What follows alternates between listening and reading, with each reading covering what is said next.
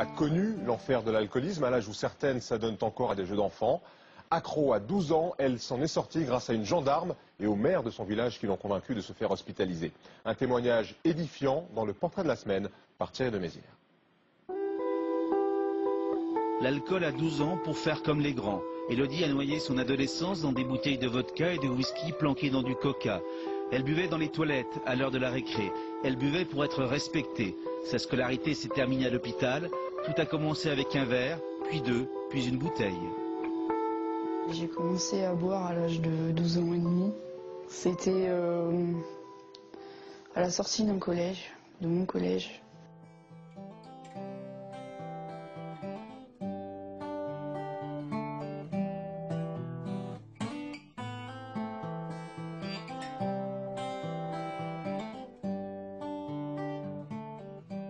Il est autour de 5 thèmes, dont celui de l'addiction.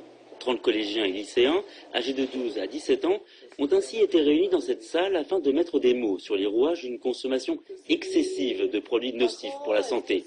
Une conduite à risque essentiellement motivée par un certain esprit de contradiction. Quand on est jeune, on a envie de faire ce qui nous est interdit, quoi. Prendre du cannabis, du tabac, de l'alcool. Et cet engrenage est souvent lié au manque de confiance des adolescents qui peuvent alors se laisser influencer. Est-ce que c'est facile de refuser quand on est en groupe, quand les jeunes sont en groupe?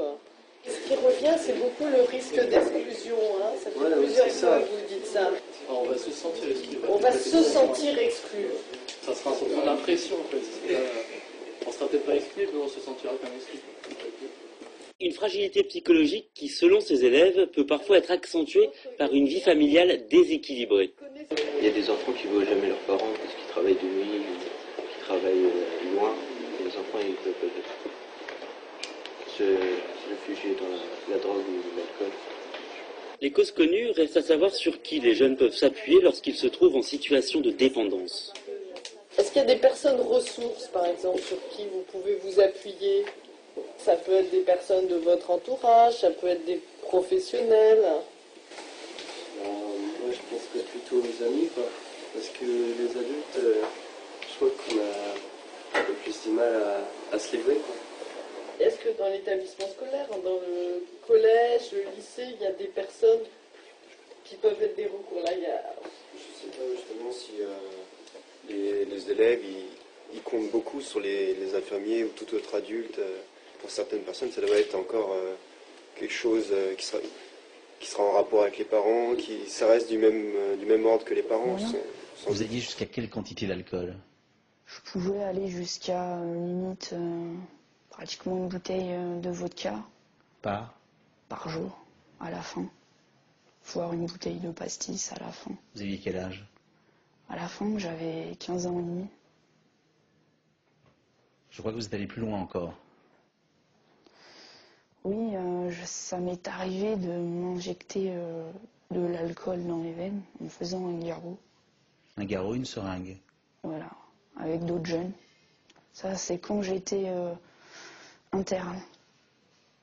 Je tombais avec des bacs pro. Parce que c'était... Il y avait peu de filles en plus, donc il fallait qu'on fasse ses preuves pour s'intégrer. La seringue, vous la partagiez? Oui. Donc pas de protection? Non. Le sida, vous saviez que ça existait, on l'avait Si j'ai le choix entre un gars qui fume voilà, de temps en temps en soirée et un gars qui fume tout le temps, je choisirais le gars qui fume moins parce que forcément...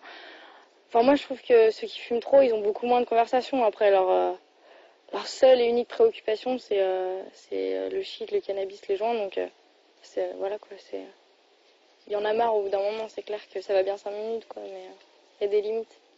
Moi, je veux pas que le cannabis, ça me pourrisse ma scolarité, en gros, quoi. Je sais que si je fumerais un joint avant d'aller au collège ou entre midi et 2, bah, mon après-midi, elle est finie, quoi. J'aurais rien appris et quand j'ai commencé à fumer du shit, je m'en foutais tout.